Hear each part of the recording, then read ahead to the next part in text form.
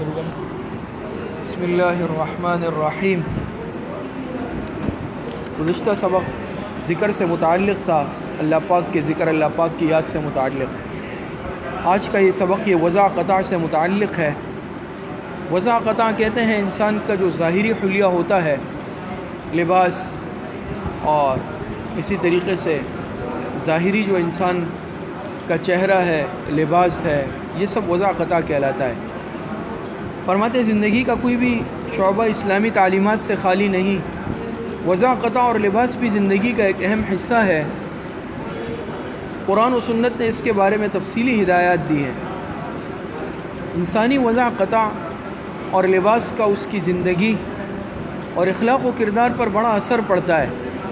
یہ کہنا کہ ظاہری وضع قطع اور لباس میں کیا رکھا ہے، دل صاف ہونا چاہیے، جیسے ہوتا ہے نا بعض لوگوں کی زبان پہ یہ جملہ دل صاف ہونا چاہیے، ظاہر سے کیا ہوتا ہے، تو یہ جو جملہ ہے یہ سراسر اسلامی تعلیمات کے خلاف ہے اور شیطانی دھوکہ ہے۔ دین کے احکام ظاہر و باطن سب پر لاگو ہوتے ہیں۔ دوسرا، ظاہری انسان کے باطن پر دلالت کرتا ہے۔ باطن صحیح ہوتا ہے تو ظاہر بھی صحیح ہوتا ہے، باطن صحیح نہیں ہوتا اس کے برے اثرات ظاہر پہ بھی آتے ہیں۔ قرآن کریم میں اللہ پاک ارشاد فرماتے، ارشاد خداوندی ہے وَذَرُوا ظَاهِرَ الْإِثْمِ وَبَاطِنَهُ، یعنی تم چھوڑ دو ظاہری گناہوں کو بھی اور باطنی گناہوں کو بھی۔ دیکھیں نا، اس کے ساتھ ساتھ کہ ظاہر کا ذکر بھی وَذَرُوا ظَاهِرَ الْإِثْمِ وَبَاطِنَهُ، تو ظاہر کے گناہ بھی چھوڑنے۔ اب اگر مثال کے طور پہ خدا نخواستہ داڑھی منڈوانا، ایک مجھ سے کم کروانا، یہ گناہ کبیرہ ہے، یہ بھی اسم میں داخل ہے۔ کوئی کہے بھائی اس میں کیا رکھا ہے، دل صاف ہونا چاہیے، تو قرآن میں اللہ نے فرمایا ظاہر الاسم، ظاہری گناہوں سے بھی بچنا ہے اور باطنی سے بھی۔ اسلام نے شکل و صورت، لباس اور نشست و برخاست، نشست و برخاست کہتے ہیں اٹھنا بیٹھنا، نشست و برخاست تک کے بارے میں یہ اصول مقرر کیا ہے کہ ان چیزوں کے بارے میں بھی اللہ تعالیٰ کے مقبول بندوں کی پیروی کی جائے، نیک بندوں کی پیروی اتباع کی جائے، کفار اور فاسقوں کی مشابہت سے احتراز کیا جائے۔ حدیث میں آتا ہے نا، آپ علیہ السلام نے ارشاد فرمایا من تشبہ بقوم فہو منہم، جو کسی قوم کی مشابہت اختیار کرے گا وہ انہی میں شمار ہوگا۔ اچھا، تو کفار اور فاسقوں کی مشابہت سے احتراز کیا جائے۔ مثلا ٹائی عیسائیوں کا مذہبی شعار ہے، مسلمانوں کے لیے اس کا استعمال نہ صرف ممنوع بلکہ اسلامی غیرت اور حمیت کے بھی خلاف ہے۔ اسی طرح داڑھی منڈانے، ایک مشت سے کم کتروانے اور مونچھیں بڑھانے کی سخت ممانعت کی گئی ہے۔ حدیث میں آتا ہے نا، آپ علیہ السلام نے ارشاد فرمایا عرف اللحا وحف الشوارب، داڑھی بڑھاؤ اور مونچھیں کٹاؤ۔ شریعت نے مرد و عورت دونوں کے لیے ایک دوسرے کے ساتھ وضع قطع اور لباس میں مشابہت کو ناجائز اور موجب لعنت قرار دیا ہے۔ مردوں کے لیے ریشمی لباس اور سونے کے استعمال کا ناجائز، سونے چاندی کا استعمال ناجائز ہے، اور حدیث میں بھی اس پر سخت وعیدیں آئی ہیں کہ اس امت کے مردوں کے لیے کیا ہے، ریشم اور سونا یہ حرام ہے۔ البتہ 4.5 ماشے تک چاندی کی انگوٹھی کی گنجائش ہے۔ لباس میں اسراف اور دکھلاوا یہ بھی منع ہے۔ مرد کے لیے شلوار کو ٹخنوں سے نیچے رکھنے پر سخت وعید آئی ہے، حدیث میں سخت وعیدیں اس پر آئی ہے، اور جہنم کی آگ میں پھر جلایا جائے گا۔ اچھا، اور اسی طرح مرد کے لیے گھٹنوں سے لے کر ناف تک کا حصہ کیا ہے، چھپانا فرض ہے، جبکہ عورت کے لیے چہرے اور ہاتھوں کے علاوہ باقی اعضاء کو ڈھانکنا ضروری ہے۔ باہر نکلنا ہو تو ہاتھوں اور چہرے کو بھی ڈھانپ پہ رکھے۔ عورت باہر نکل کر یہ نہیں ہے کہ چہرہ کھلا رکھے گی، بلکہ چہرے کو بھی باہر ڈھانکے گی۔ اصل تو ہے ہی فتنے کا باعث کیا ہے، چہرہ ہی بنتا ہے نا۔ ہاں، باریک لباس پہننے والی عورت کو حدیث میں برہنہ کہا گیا ہے۔ حدیث میں اس پر سخت وعید آئی ہے، رب کاسیات عاریات، اس طرح کے الفاظ آئے ہیں۔ جو لباس پہنے ہوئی ہوں گی اس کے باوجود برہنہ ہوں گی۔ کیا مطلب، لباس پہنا ہوا ہے پھر بھی برہنہ؟ مقصد یہ ہے کہ لباس ہوگا لیکن اتنا باریک ہوگا کہ نہ ہونے کے برابر، جسم کا رنگ جھلکے گا، یہ منع ہے حدیث میں۔ تو باریک لباس پہننے والی عورت کو حدیث میں برہنہ کہا گیا۔ حضرت عائشہ رضی اللہ تعالی عنہ کی بھتیجی حضرت حفصہ بنت عبد الرحمن رضی اللہ عنہ باریک چادر اوڑھ کر ان کے سامنے آئی، تو انہوں نے تنبیہن، یعنی حضرت عائشہ رضی اللہ عنہ نے تنبیہن وہ چادر پھاڑ کر انہیں موٹی اوڑھنی پہنائی۔ یہ پھاڑنا تنبیہن تھا کہ آئندہ یہ ایسا نہ کرے۔ الغرض اسلام نے جس طرح زندگی کے دوسرے شعبوں میں رہنمائی کی ہے، اسی طرح وضع قطع اور لباس کی بھی حدود مقرر کی ہے، جن کی رعایت کرنے سے نہ صرف انسان کا اسلامی تشخص برقرار رہے گا بلکہ اسے اللہ اور اس کے رسول سے محبت کے دعوے میں بھی سچا سمجھا جائے گا۔ اب اگر کوئی بہت دعویٰ کرے کہ میں جو ہے عاشق رسول ہوں، مجھے حضور علیہ السلام سے عشق ہے،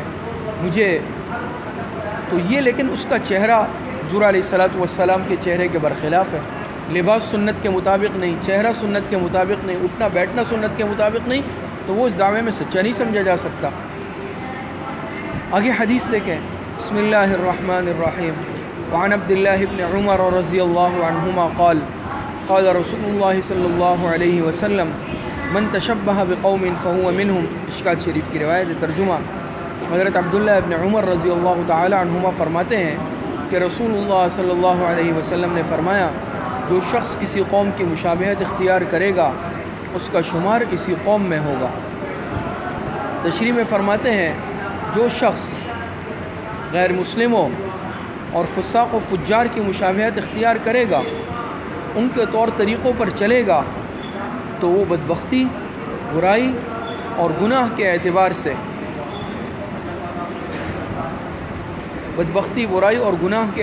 سے انہی جیسا شمار ہوگا۔ اسی طرح اگر کوئی شخص علماء و صلحاء کے نمونے پر اپنے آپ کو ڈھالے گا، انہی جیسے اطوار و کردار کو اپنا شعار بنائے گا، انہی جیسی وضع قطع اور لباس اپنائے گا اور انہی جیسے اعمال کرے گا، تو وہ بھلائی اور سعادت کے لحاظ سے ان اچھے لوگوں کے زمرے میں شامل ہوگا۔ اس ارشاد گرامی کے الفاظ نہایت جامع اور ہمگیر ہے، وسیع ہے، جن کے دائرے میں بہت سی چیزیں آتی ہیں، یعنی مشابہت خواہ اخلاق و اطوار میں ہو، یا افعال و کردار میں ہو، یا لباس اور رہن سہن میں ہو، یا پھر بول چال میں ہو، سب کا یہی حکم ہے جو اوپر مذکور ہوا۔ آگے دیکھیں ایک اور روایت ہے، بسم اللہ الرحمن الرحیم، وعن عبد اللہ بن عمر رضی اللہ عنہما قال قال رسول اللہ صلی اللہ علیہ وسلم خالف المشرکین اوفر اللحى واحف الشوارب۔ مشکوٰۃ شریف کی روایت ہے۔ حضرت عبداللہ ابن عمر رضی اللہ تعالی عنہما سے مروی ہے، وہ روایت کرتے ہیں جناب رسول اللہ صلی اللہ علیہ وسلم سے کہ جناب رسول اللہ صلی اللہ علیہ وسلم نے ارشاد فرمایا، مشرکین کی مخالفت کرو۔ کس طرح؟ اوفر اللحى، داڑھی بڑھاؤ، واحف الشوارب، اور مونچھیں ترشواؤ۔ داڑھی بڑھاؤ اور مونچھیں ترشواؤ۔ داڑھی بڑھانے کی مقدار پھر آپ حضرات جانتے ہیں کہ کم از کم ایک مشت ہے نا، ایک مشت میں جتنی داڑھی آتی ہے اتنی رکھنا واجب ہے، اس سے زیادہ پھر ٹھیک ہے، مباح ہے، لیکن ایک مشت سے کم کرانا گناہ کبیرہ اور حرام ہے۔ اور مونچھیں ترشواؤ، تو مونچھوں کو پست رکھنا چاہیے، مونچھیں اتنی بڑھ جانا کہ لبوں پر آ جائے، یہ سرخی ہے نا ہونٹوں کی، یہ نہیں چھپنی چاہیے، پھر مکروہ ہے، صحیح نہیں ہے۔ تو یہ سبق کا خلاصہ آپ سمجھ لیں کہ وضع قطع سے متعلق تھا۔ وضع قطع میں ظاہری حلیہ، بول چال، اٹھنا بیٹھنا، نشست و برخاست، اخلاق و عادات، افعال و کردار، ہر چیز آ گئی، اور ہر چیز میں ہمارے لیے نمونہ کون ہے؟ جناب رسول اللہ صلی اللہ علیہ وسلم کی ذات ہے، اور دین کے ہر شعبے کے لیے دین اسلام کی تعلیمات ہمارے پاس موجود ہے۔ حضور علیہ السلام کی شخصیت ہمارے سامنے ہے، آپ علیہ السلام کی سنتیں ہمارے سامنے موجود ہے، لہٰذا بحیثیت مسلمان کے ہمارے لیے ضروری ہے کہ ہماری وضع قطع بھی سنت کے مطابق ہو، ہمارا حلیہ، ہماری بول چال، اٹھنا بیٹھنا، نشست و برخاست، اخلاق و کردار، ہر چیز میں ہم جناب رسول اللہ صلی اللہ علیہ وسلم کی پیروی اختیار کریں اور حضور علیہ السلام کی مبارک سنتوں کو اپنائیں۔ اگلے سبق دیکھ لیں، ظلم سے متعلق ہے۔ ظلم فرماتے ہیں، ظلم ایک بہت بری خصلت ہے۔ خصلت مانے عادت ہے۔ یوں تو ہر وہ کام جو اس کے محل و مقام سے ہٹ کر کیا جائے ظلم کہلاتا ہے، مگر شریعت میں اللہ تعالیٰ کے احکام اور بندوں کے حقوق میں کوتاہی اور بیجا ناانصافی کو ظلم کہا جاتا ہے۔ قرآن کریم نے ظلم کے مختلف پہلوؤں کو بیان فرما کر مظلوم کو اس سے باز رہنے کی تاکید فرمائی ہے۔ اگر کوئی شخص حق تعالیٰ کی یکتائی میں، یکتائی جانتے ہیں نا، اللہ کا ایک ہونا، یعنی اللہ تعالیٰ کو وحدہ لا شریک ماننا، یہ مطلب ہے اس کا۔ فرماتے ہیں اگر کوئی شخص حق تعالیٰ کی یکتائی میں مخلوق میں سے کسی کو شریک ٹھہرانے کا عقیدہ رکھے تو یہ بہت بڑا اور ناقابل معافی ظلم ہے، بہت بڑا اور ناقابل معافی ظلم ہے۔ قرآن کریم میں اللہ پاک ارشاد فرماتے ہیں ان الشرک لظلم عظیم، بے شک شرک کیا ہے؟ یہ بہت بڑا ظلم ہے۔ اپنی جانب سے گھڑی ہوئی باتوں کو اللہ کی طرف منسوب کرنے والوں کو قرآن کریم میں جگہ جگہ اظلم، سب سے بڑا ظالم کہا گیا ہے نا، ومن اظلم ممن افترى علی اللہ کذبا، ومن اظلم، جگہ جگہ اظلم کا صیغہ آیا ہے نا اس میں تفضیل کا، تو یہ ہے ومن اظلم ممن افترى علی اللہ کذبا، اس سے بڑا ظالم کون ہوگا جو اللہ پاک پر بہتان باندھے، جھوٹی بات اللہ پاک کی طرف منسوب کرے۔ دین میں کمی بیشی کرنے والا اور بدعات و رسومات کو دین سے جوڑنے والا بھی ظلم کا مرتکب کہلائے گا۔ شریعت مقدسہ نے دائرہ اسلام کے حدود اور قیود بیان فرمائی ہے اور اسلامی طرز زندگی کے اصول و آداب بتلائے ہیں۔ ادنا فرد سے لے کر، یعنی چھوٹے سے چھوٹا فرد، عام فرد سے لے کر فرمانروا بادشاہ تک، جو مسلمان ان حدود سے تجاوز کرے گا اور مقررہ احکام میں جس درجے کی نافرمانی اور روگردانی کرے گا، اپنے دائرہ اختیار کے بقدر ظلم کرنے والا کہلائے گا۔ تمام ایسے امور جو معاشرے میں عدم توازن اور بے اعتدالی کا سبب بنے، کیا مطلب؟ جیسے چوری، ڈاکہ، رشوت، سود، دھوکہ، فریب وغیرہ، غریبوں، یتیموں اور بے کسوں کے ساتھ زیادتی، ان کا مال ناجائز طریقوں سے کھانا، مجرموں کا جرم بے گناہوں کے سر تھوپنا، اور میانہ روی یعنی اعتدال، میانہ روی کو چھوڑ کر افراط و تفریط سے کام لینا، یہ سب ظلم کے زمرے میں آتے ہیں۔ مظلوموں کی داد رسی کے بجائے ظالموں کی ہمنوائی یعنی ان کا ساتھ دینا، اور حمایت یہ ظلم کی ایک ایسی قسم ہے جو دولت اسلام سے محرومی کا سبب بنتی ہے۔ ظلم کی وبا سے خود کو اور اپنے مسلمان معاشرے کو کس طرح نجات دلائی جا سکتی ہے اور اس دلدل سے نکلنے کی تدبیر کیا ہو سکتی ہے؟ قرآن کریم اور احادیث مبارکہ کے سرسری جائزے سے، یعنی اگر انسان تفصیلی بھی نہیں لے، سرسری جائزہ لے تو سرسری جائزے سے اس کا علاج اور تدارک یہ معلوم ہوتا ہے کہ تمام لوگ حقوق اللہ اور حقوق العباد دونوں کی خوب رعایت رکھیں۔ حقوق اللہ کی بھی، حقوق العباد، دو قسم کے حقوق ہوتے ہیں نا، ایک حقوق اللہ پاک کے حقوق ہے، دوسرے حقوق العباد جو بندوں کے حقوق ہے، تو دونوں کی خوب رعایت رکھے اور خیرخواہی اور ہمدردی میں ایک دوسرے سے سبقت لے جائے، تو ایسا شخص کبھی حق تلفی کا مرتکب، ظلم کا مرتکب نہیں ہوگا۔ آگے حدیث دیکھیں۔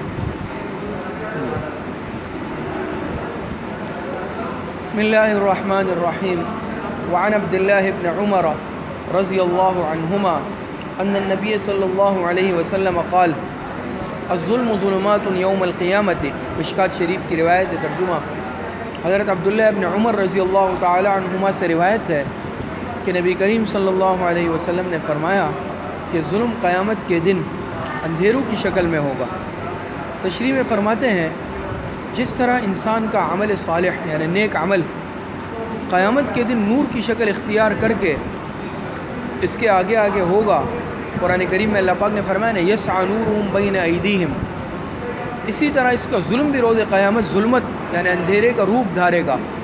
میدان حشر میں تاریکیاں اس کو ہر طرف سے گھیر لیں گی اور اس نور سے بھی وہ محروم رہے گا جس کی روشنی میں مومن کامل اپنی منزل پائے گا۔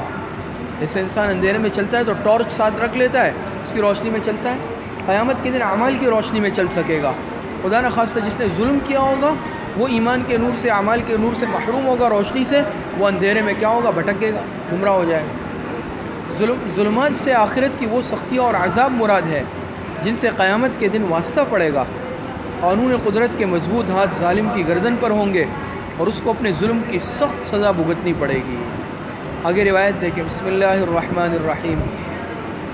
وعن اوس بن شرحبیل رضی اللہ عنہ انه سمع رسول اللہ صلی اللہ علیہ وسلم يقول من مشى مع ظالم ليقويه وهو يعلم انه ظالم فقد خرج من الاسلام۔ حضرت اوس بن شرحبیل رضی اللہ تعالی عنہ سے مروی ہے اور روایت کرتے ہیں کہ انہوں نے جناب نبی کریم صلی اللہ علیہ وسلم سے سنا کہ جناب نبی کریم صلی اللہ علیہ وسلم نے ارشاد فرمایا جو شخص کسی ظالم کے ساتھ چلا یعنی ظالم کا ساتھ دیا، کیوں؟ لیقویہ، تاکہ اس کو مضبوط کر دے، اس کے ہاتھ مضبوط کر دے، اس کو طاقت پہنچا دے، وَهُوَ يَعْلَمُ أَنَّهُ ظَالِمٌ، اور اس کو یہ بھی معلوم ہے کہ جس کا ساتھ میں دے رہا ہوں یہ ظالم ہے، میں جس کے ہاتھ مضبوط کر رہا ہوں، جس کو تقویت پہنچا رہا ہوں، یہ شخص کیا ہے؟ یہ ظالم ہے۔ اس کے باوجود قصداً و ارادتاً جان بوجھ کر ظالم کا ساتھ دیتا ہے، فقط خرج من الاسلام، ایسا شخص اسلام سے کیا ہو جاتا ہے؟ نکل جاتا ہے، وہ مسلمان کہلانے کے لائق نہیں رہتا۔ تو بہرحال یہ ظلم سے متعلق تھا، اور اس کا خلاصہ یہ ہے کہ ہر وہ کام جس کو اس کے مقام اور محل سے ہٹ کر کیا جائے وہ ظلم کہلاتا ہے، لیکن شریعت میں اللہ تعالیٰ کے احکام، بندوں کے حقوق میں کوتاہی، ناانصافی، یہ ظلم کہلاتا ہے۔ تو بہرحال ظلم سے انسان اپنے آپ کو بچائے، اور ظلم میں پھر سب سے بڑا ظلم روئے زمین پر وہ شرک ہے۔ سب سے بڑا ظلم کیا ہے نا قرآن میں ان الشرک لظلم عظیم، تو سب سے بڑا ظلم شرک ہے۔ اس کے بعد پھر دوسرے مظالم ہیں، انسان کسی بھی اعتبار سے کسی پر ظلم کرے گا، یاد رکھے قیامت کے دن اس کی کیا ہوگی؟ پوچھ گچھ ہوگی۔ اللہ پاک صحیح عمل کی توفیق عطا فرمائے۔ وآخر دعوانا الحمدللہ رب العالمین۔